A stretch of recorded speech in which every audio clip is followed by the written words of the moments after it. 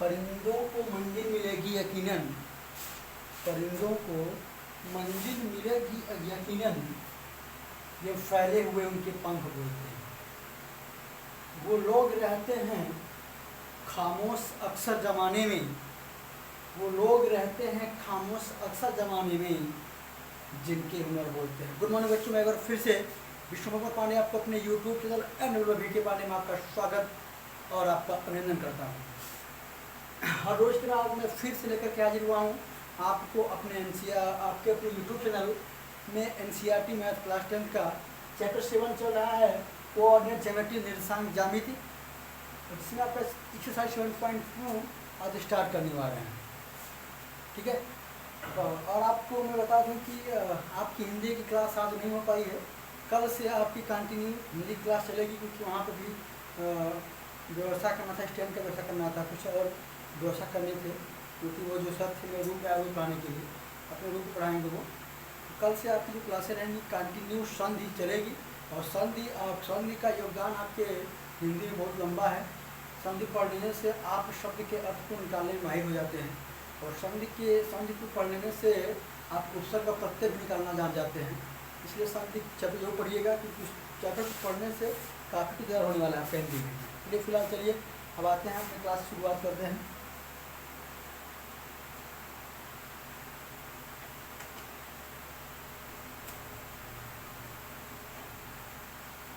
7.2 जो मैं पढ़ाने आया हूँ आपको, उसमें आप इतना समझिए कि आपको पढ़ना है विभाजन सूत्र।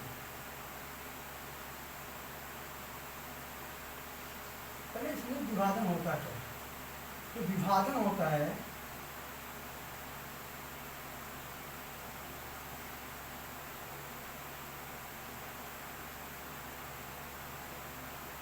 विभाजन का मतलब होता है विभाजित करना, अलग करना।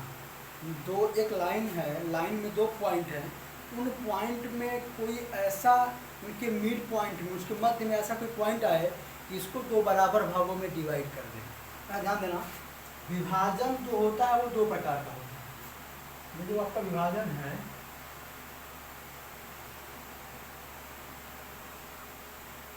एक आपका होता है आंतरिक विभाजन,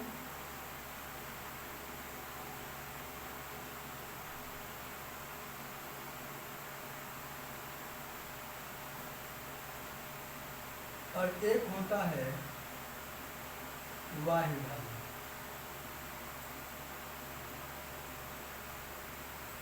इसको कहते हैं बेटा इनर सेक्टर, और इसको कहते हैं बेटा आउटर सेक्टर। सुनिए, इनर सेक्टर क्या होता है? ये होगा विभाजन होता किसका पे सुनिए, विभाजन यहाँ बेटा जब भी होगा, यहाँ पर विभाजन होगा लाइन सेगमेंट। और लाइन सेगमेंट टिका नहीं, लाइन सेगमेंट पे स्थित जो आपके निर्देशांक होंगे, इसे मान लेते हैं 2 निर्देशांक है, ऐसे मत मानिए, इसके 2 निर्देशांक मान लेते हैं x1 y1, x2 y2। तो इसको विभाजित करने के लिए एक भाई बिंदु आएगा, बिंदु निर्धारित किया जाएगा, वह बिंदु मान लेते हैं C है, जो कि x y रहेगा, ठीक है। और इसी को विभाजित करने के लिए कुछ तो रेशियो मिलेगा आपको, किसी न किसी रेशियो आप विभाजित करेंगे। यानी एक लाइन सेगमेंट पे स्थित जो बिंदु होते हैं, उनके विभाजन, निर्देशांक के विभाजन में सहायक एक आपका मध्य बिंदु निकालना होता है, और इसी में आपने निर्देशांक का विभाजन किस अनुपात में किया है, हाँ, इसका मतलब ये रहता है। और मैं बता रहा हूँ कि यह 2 प्रकार का विभाजन होता है। देखिए भाई, आंतरिक विभाजन क्या होता है और बाह्य विभाजन क्या होता है। तो यह आपके जब क्लास 11th में जाएंगे तो आपको दोनों पढ़ना होगा, आंतरिक विभाजन और बाह्य विभाजन। वहाँ पे जो स्ट्रेट लाइन चैप्टर है, वहाँ पे आपको दोनों पढ़ना होगा, लेकिन आपको पढ़ना है वो केवल यह पढ़ना है, आपको बाह्य विभाजन नहीं पढ़ना है। सुनना, आंतरिक विभाजन क्या होता है, अगर आपका एक लाइन सेगमेंट के दो बिंदु ए और बी, यानी दो बिंदु ए और बी हैं जिनके निर्देशांक x1 और y1, x2 y2 हैं, और अगर इन दो बिंदुओं के बीच में अगर आपका पॉइंट सी यहाँ है, पॉइंट सी कहाँ है बेटा, दो बिंदुओं के बीच में है, इसे कहते हैं आंतरिक विभाजन कहा जाता है। अगर आपका मध्य बिंदु जो वाला जो बिंदु होता है वह अगर आपका आंतरिक जो दो पॉइंटों के बीच में होता है, निर्देशांकों के बीच में होगा, तो वहाँ पर आपका आंतरिक विभाजन होता है। क्या होता है, आंतरिक विभाजन होता है। और यदि आपके निर्देशांकों के बाहर, जैसे हमने ए बी यहाँ कर लिया और सी पॉइंट यानी एक्स का वाई यहाँ स्थित है, यानी मान लेते हैं ये x1 और y1 है और ये आपका x2 और y2 है, तब इस विभाजन को क्या कहते हैं, वाह्य विभाजन। ठीक है, इस विभाजन क्या कहते हैं, वाह्य विभाजन कहते हैं। अब इसका अगर फार्मूला बनना है, अगर इसका फार्मूला बनने वाला है बेटा, अगर मैं लिख दूँ m1 और m2 में डिवाइड करता है, तो यहाँ भी लिखिए क्या कि m1 और m2 में डिवाइड करेगा, क्या करेगा बेटा, m1 और m2 भाई ए डिवाइड करेगा।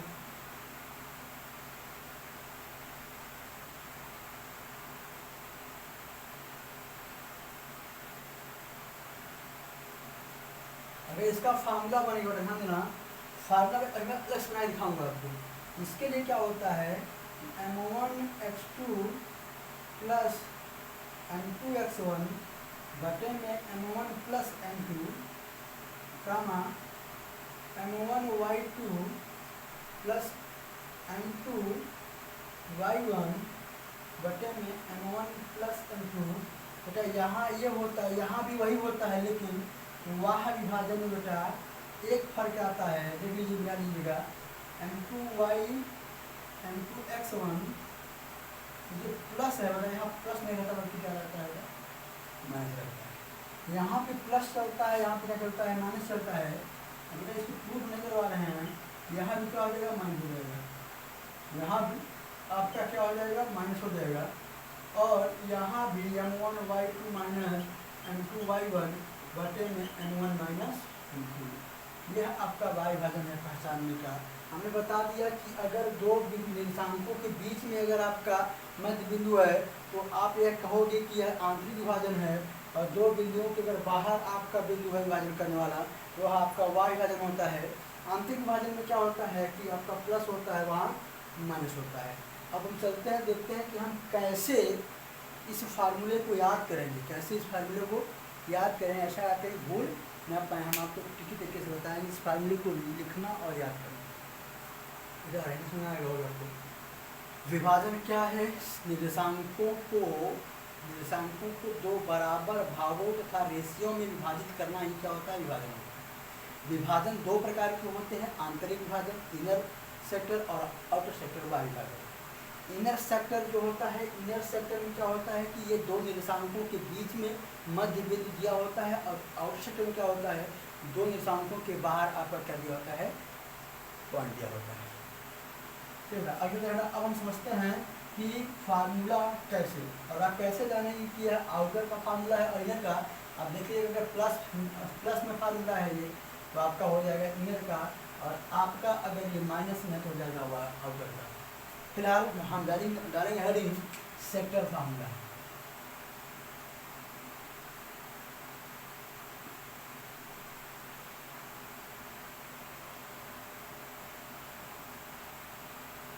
इसको लिख सकते हो आप, विभाजन सूत्र, विभाजन सूत्र निकाल रहे हैं और आपको पढ़ना। अब देखिए यहाँ पर मैं ये नहीं बोलूँगा कि आंतरिक विभाजन करता है, मैं यहाँ बस बोलूँगा कि विभाजन सूत्र का यूज करना है, सेक्टर फार्मूला का यूज करना बस नहीं बोला जाएगा। आप कितने जानते रहिए कि वह जो आप पढ़ रहे हो, वह जो पढ़ने वाला आपका सेक्टर है वह आपका आंतरिक विभाजन है, यानी इनर सेक्टर है, आप उसी का फॉर्मूला अप्लाई करोगे। देखिएगा, अगर मैं मान लूँ, ऐसे भी आप जान भी जाओगे तो क्या होता है, दिया है, अगर यह निर्देशांक ए है जिसका निर्देशांक x1 और y1 है, तो साफ बनाना होगा, ठीक है, x1 y1 है और यह आपका b है जिसका निर्देशांक x2 और y2 है, और इसका यह एक मध्य बिंदु है जिसका x, y है। इसका जो रेशियो दिया है m1 और m2 दिया है, तब पूछ रहा है कि इसका विभाजन फार्मूला ज्ञात करिए। अगर ध्यान देना, ये हमेशा ये आप जानते रहना कि एक के साथ दो आता है। फार्मूला से ऐसे रहेगा 1 2 प्लस 2 1 बटे 1 प्लस 2। ये सब में चलने वाला है। यह प्रक्रिया आपके x के टर्म में भी चलेगी और यही प्रक्रिया y के भी टर्म में चलेगी। ठीक है, जैसे अगर हम बात कर ले यहाँ पे, बात करने का मतलब जैसे कि अब जैसे m1 के साथ जब भी आएगा में ना, अब इसका जो x के साथ ऐसे होता है, इसको हर नीचे हो। अगर मैं इसको लिखना चाहूँ, ये x2 और y2 है, ऐसे लिख लो। तो इसको भी नीचे लिख लो। उसका ये बता रहा हूँ क्या लिखा होगा ऐसा, x1 और y1 एक के साथ दो क्रॉस मल्टीप्लाई होता है बेटा। m1 एक आया तो क्या आएगा x2 प्लस 2 आया तो क्या होगा x1 बटे में m1 प्लस m2 कामा। और किस पे निकालना बेटा आप, सी बिंदु का निर्देशांक निकाल रहे हैं। सी एक्स कामा वाई बिंदु का आप निर्देशांक निकाल रहे हैं। कब, जब आपका रेशियो दिया हो दो बिंदुओं के निर्देशांकों का विभाजित कीजिए। जब विभाजित करती हैं क्या m1 m2 अनुपात में, अगर कोई आपका दो बिंदु हैं, बिंदुओं का निर्देशांक ये दिया गया है, विभाजन सूत्र दिया गया है, और क्या दे कि आपका मध्य बिंदु निकालिए, तो फॉर्म लगता है सी एक्स का y equal to m1 x2 m2 x1। ये x का बेटा आप जानते हो कि जो आपका कोऑर्डिनेट होता है x और y होता है, निर्देशांक क्या होता है आपका x और y के टर्म होता है, भुज और कोण के टर्म में होता है, अवशिष्ट और नेट, अवशिष्ट और नेट टर्म में होता है। आप देख भी रहे हो कि आपको x और y टर्म में निकालना है। आप इतना तो जानते रहो कि यहाँ पे x आएगा, यहाँ पे क्या आएगा y आएगा। तो ये m का मल्टीप्लाई पहले x के साथ होता है फिर y के साथ होता है। यहाँ पे वही चलेगा हम भाई 1 2 2 1 बटे में 1 प्लस 2, तो m1 के साथ y2 प्लस m2 के साथ y1 फिर m1 प्लस m2। तो आपको एक ही चीज़ याद रखनी है, एक के साथ दो और दो के साथ एक, यानी 1 2 2 1 बटे 1 plus 2, m1 x2 plus m2 x1 बटे में m1 प्लस m2 बराबर कामा रहेगा, बराबर कामा रहेगा, निर्देशांक x और y टर्म होगा ना, x एक्सिस और y एक्सिस, तो m1 y2 plus m2 y1 बटे में m1 प्लस m2। यह आपका क्या है सेक्टर फार्मूला है। अब देखिए आप पे यहाँ जो सवाल आएंगे, दो टर्म पे सवाल आएंगे बेटा। एक क्या होगा कि एक रेशियो दिया रहेगा और बिंदुओं का निर्देशांक दिया रहेगा, उस लाइन सेगमेंट का मध्य बिंदु जो हो वह निकालने के लिए बोल देगा। ठीक है, नंबर 2 क्या रहेगा, कभी कभी ऐसे कह देगा कि आपका निर्देशांक दिया रहेगा, आपका सी दिया रहेगा और आपका बी दिया रहेगा, यानी ए और बी दे करके, तो निर्देशांक दे करके मध्य बिंदु दे करके आपसे रेशियो पूछ लेगा। कभी क्या करेगा कि आपको 3 लिखे बताए, कभी ए दे देगा, मतलब पॉइंट ए दे देगा, रेशियो दे देगा और मध्य बिंदु दे करके बी पॉइंट पूछ लेगा। ठीक है, ऐसे करके सवाल पूछेंगे और इसमें आपको बस एक ही फॉर्मूला लगाना है, ये वाला इनर सेक्टर वाला। ठीक है, इनर सेक्टर वाला। अब ध्यान देना इनर फॉर्मूला। अब मेरे कहने का मतलब ये है कि यहाँ पर दो वर्ड यूज किए जाएंगे। एक तो वर्ड यूज किया जाएगा आपका, जैसे कहीं बोलेगा क्या समत्रिभाजित, ट्राइसेक्ट। ठीक है, कहीं होगा चतुर्थ, 4 बराबर है, चतुर्थ 4 बराबर भागों में, बराबर भाग।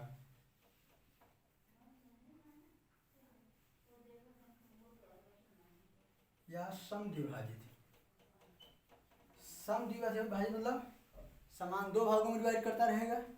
समत्रिभाजित मतलब समान तीन भागों में डिवाइड करता रहेगा। जैसे यह लाइन है ए बी, अब एक भाग दो भाग यानी आगे लिख दो यहाँ ए बी बी सी ऐसे लिख दो, अब लिख दो तो ए बी बराबर बी सी बराबर सी डी। तुम्हारे कितने भाग हो गए? ये तीन भाग हो गए। दो भाग, चतुर्थ भाग क्या होता है बेटा? ऐसे हम बना दें ए बी सी डी और ई। बेटा A B B C C D और ये इसके चार भाग हो गए, ठीक है ना।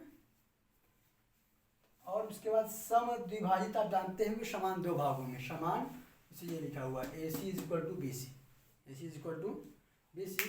बेटा इसी टाइप के सवाल बनने वाले हैं और हम सवाल के अकॉर्डिंग आपको समझाते चलेंगे और आपको उसी में बताते चलेंगे कि क्या होगा समत्रिभाजित, यानी ट्राई सेक्टर क्या होता है, बाई सेक्टर क्या होता है। और आपने इसके पहले पढ़ा था इक्वी डिस्टेंस मतलब आपके क्वेश्चन नंबर 7.1 में, क्वेश्चन नंबर 5, 6 और 8 में बता 7, 8, 9, 10, 9, 10 में 7, 8, 9, 10 में बताया था वहाँ कि यह सवाल आपको बहुत इंपॉर्टेंट पढ़ लीजिएगा इसको। चलिए फिलहाल आप शुरुआत करते हैं आपके एक सवाल को लेकर के। जैसे मान लेते हैं यहाँ कह रहा है सवाल पहला आपका कि उस बिंदु के निर्देशांक ज्ञात कीजिए जो बिंदुओं -1, 7 और 4, -3 को मिलाने वाले रेखाखंड को 2:3 में। मान लीजिए यह एक रेखाखंड है, इस रेखाखंड के दो बिंदु ए बी हैं, इनके निर्देशांक दिए गए हैं। बेटा निर्देशांक दिए गए हैं, पहला कह रहा है कि -1, 7, दूसरा कह रहा है आपसे 4, -3, कह रहा है कि क्या निकालना है आपको? उस बिंदु के निर्देशांक ज्ञात कीजिए जो बिंदुओं -1, 7 और -4, -3 को मिलाने वाले रेखाखंड को 2:3 में 2:3 में क्या करता है बेटा? विभाजित करता है। बेटा आपको क्या निकालना है? यह निकालना है मध्य बिंदु निकालना है, मतलब आपको सी निकालना है x, y। अभी आप फार्मूला पढ़ के आए हो, इसको नाम दे दो क्या? x1, इसको नाम दो y1, इसको नाम दो x2, इसको नाम दो y2। यानी आपके ये भुज और कोटि हैं, पहला भुज दूसरा भुज, पहला कोट दूसरा कोटि। इसके रेशियो ये आपके m1 और m2 दिए गए हैं, m1 और m2 दिए गए हैं। अभी आप फार्मूला पढ़ के आए हो तो आप लिख सकते हो फार्मूला सी x, y। मैं मान लेता हूँ कि वह निर्देशांक x, y है, x, y है, तो बराबर मैं पढ़ा हूँ फार्मूला, अभी पढ़ के आया हूँ मैं। क्या पढ़ के आया बेटा? कि 1 के साथ 2 और 2 के साथ 1 बटे में m1 प्लस m2, 1 के साथ 2, 2 के साथ 1 बटे में 1 प्लस 2, यही आपका फार्मूला है। ठीक है, अब आप यहाँ समझें कि यहाँ पर आपके पास x1, y1, x2, y2 और आपके पास m1 और m2 दिया गया है। बस डायरेक्टली आप करेंगे क्या? सी x, y, आप मतलब क्या है, मैं सी वह बिंदु है जिसके निर्देशांक मैंने x, y माना हुआ है, वह इसको दो बराबर भाग ऐसे निर्देशांक विभाजित करता है जिनका रेशियो क्या है? 2:3 में डिवाइड करता है इन दो बिंदुओं को, इस रेखाखंड को। अब यहाँ देखिएगा m1 क्या है? 2, x2 क्या है बेटा? 4 प्लस m2 क्या है आपका? 3, x1 क्या है आपका? -1 अपान में m1 और m2। फिर उसके बाद ध्यान देना है आपको कि आपका m2 क्या है भाई? m2 आपका है m1 2 y2 -3 plus m2 3 y1 आपका 7 अपान में 2 + 3। सी एक्स और वाई की टर्म में आएंगे, सी आपका यह निर्देशांक है, एक्स और वाई की टर्म में आपका यह निकालना है मुझे। तो ध्यान है बेटा, 2 4 जा 8, 3 1 जा 3, वो भी किसमें बेटा माइनस प्लस माइनस 3 में, और 2 3 5, -6 3 7 जा 21 अपान में 5। सी एक्स कमा वाई इज इक्वल टू 8 में 3 गया बेटा 5 अपान में 5। 21 में से 6 जाएगा कितना बचेगा, 21 में से 6 निकालो बेटा, 21 - 6, 11 में से 6 गया 5, यहाँ 15, मतलब 15/5। डिवाइड कीजिए, 5 से 5 गया 1 बचा, 5 से 3 गया 15 गया 1, जो आपका निर्देशांक निकल के आया वह निकल के आया 1, यानी सी के जो निर्देशांक आए वह यानी भुज आपका 1 आया और कोटि आपका 3 आया। जो आपका यह सी है 1, यह बिंदु ए और बिंदु बी को 2:3 में डिवाइड करता है।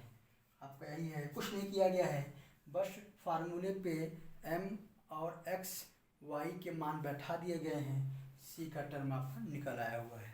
ठीक है, कोई दिक्कत बताइएगा, अगर कहीं कोई समस्या हो रही हो तो इसको बताइएगा। अब क्वेश्चन नंबर 2 चलते हैं बेटा। अब आपका क्वेश्चन नंबर 2 चला जाता है।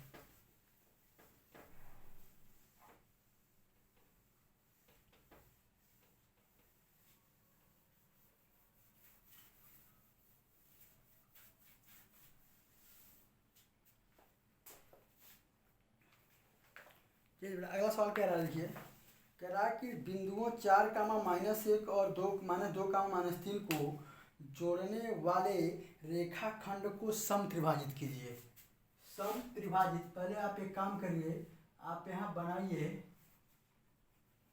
एक बिंदु ए हो गया और एक बिंदु आपका बी हो गया।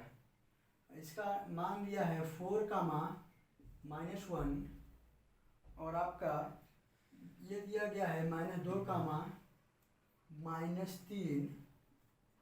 थोड़ा सा और बड़ा करिए क्योंकि इस पर 3 भागों में डिवाइड करना है, तो कुछ इस टाइप से कर दीजिए। यहाँ लिख दीजिए क्या, -2, -3। तो इसमें कल एक और यूज किया गया है समत्रिभाजित, ट्राइसेक्ट करना है। क्या करना है इसमें, समत्रिभाजित। थोड़ा समझिए मेरी बात, त्रिभाजित, त्रिभाजित,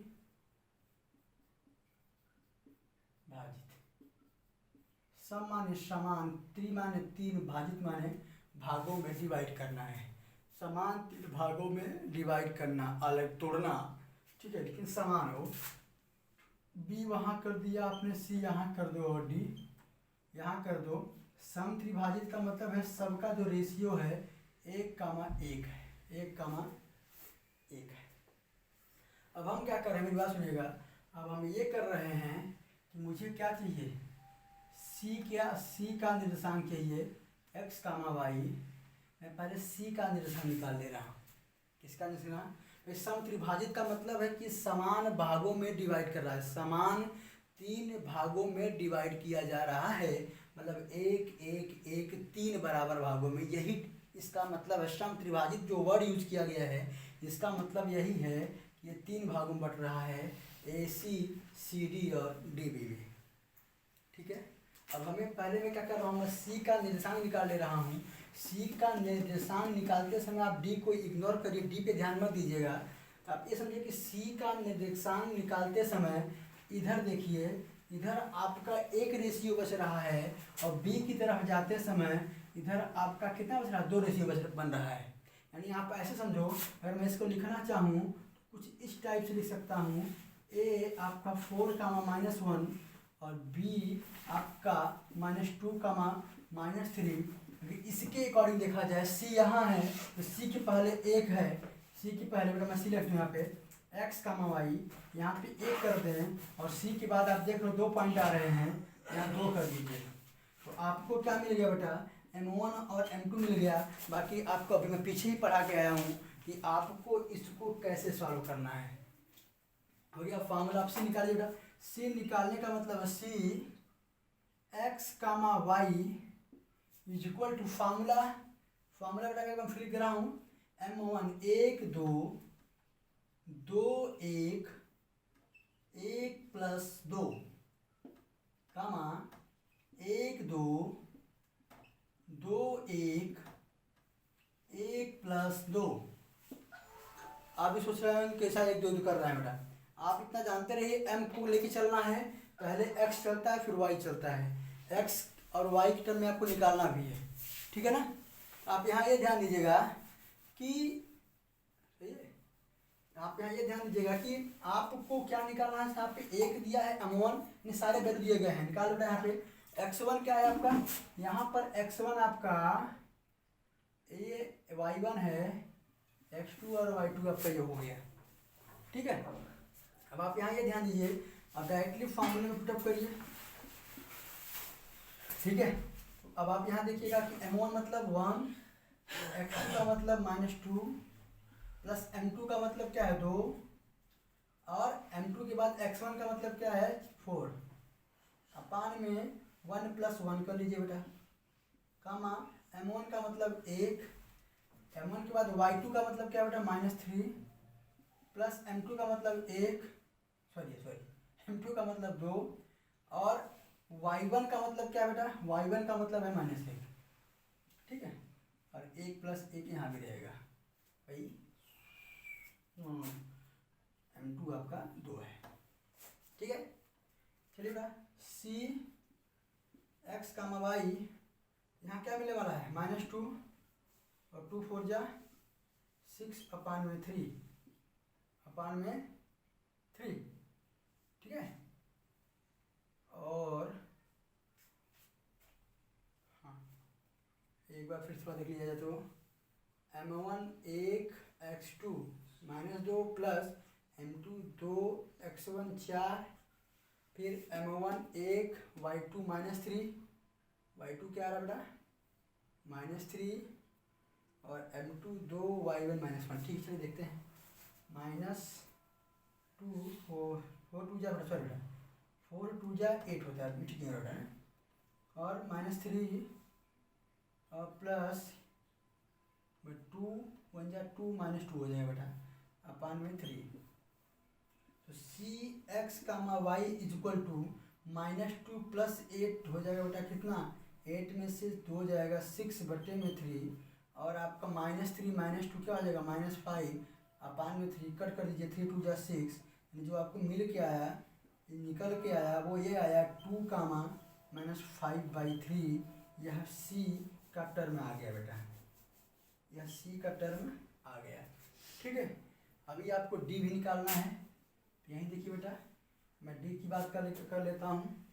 अगर अब आप सोचिए, अगर मैं यहाँ डी की बात करूँ, डी निकालना है मुझे, डी एक्स कामा वाई यहाँ भी कर लीजिए, क्योंकि एक्स वाई के टर्म तो ही निकालना है बच्चा, एक्स वाई टर्म के टर्म उसमें निकालना है, क्योंकि वही भुज कोट होती है। एक्स एक्सिस से कटा हुआ आपका एक्स होता है, वाई एक्सिस से कटा हुआ जो बिंदु होते हैं वाई होते हैं आपके।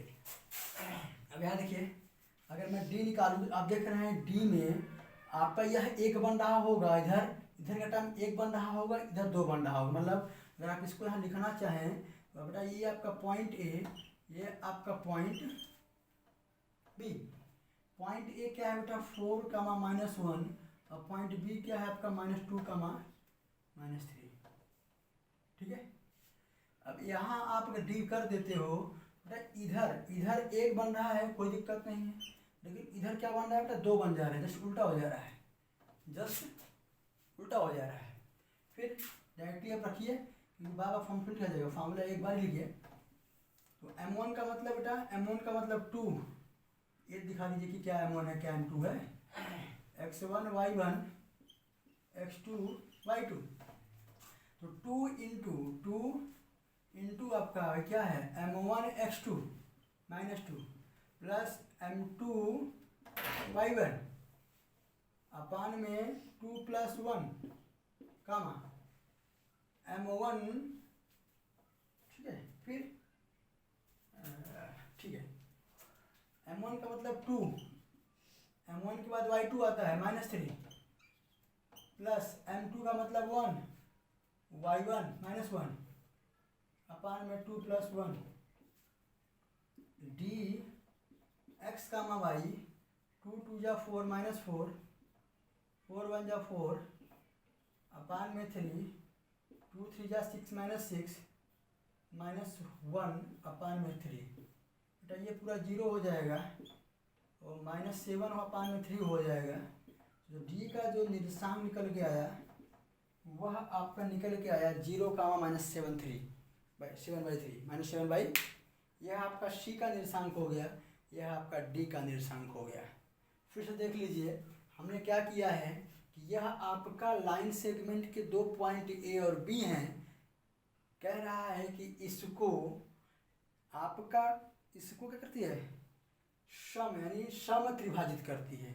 समान त्रिभाग ए सी डी यानी हम दिखा दिया ए सी सी डी और डी बी, ये 3 भाग बन भी रहे हैं। तो इस सम त्रिभाजित वर्ड का अर्थ है कि जो आपका रेशियो है समान 3 बराबर भागों यानी 1 1 1, मतलब 3 भाग है ये है और 3 भाग में डिवाइड किया जा रहा है तो आपका 1 का रेशियो 1 आ रहा है। ठीक है, ऐसे 3 है तो 3 का रेशियो 1 1 ही आएगा, 1 1 ही आपका आएगा। इसके अकॉर्डिंग इसको सॉल्व किया जाए। दिक्कत आपको कहाँ होगी, अगर आप सी पॉइंट ले रहे हैं, सी में आपका M1 1 हो जाएगा और M2 2 हो जाएगा। अगर आप डी पॉइंट ले रहे हैं तो M2 1 हो जाएगा और M1 2 हो जाएगा। बाकी आपकी जो फॉर्मूला लगाते हैं फॉर्मूला आपको लगाइएगा, लिख लीजिए इसको।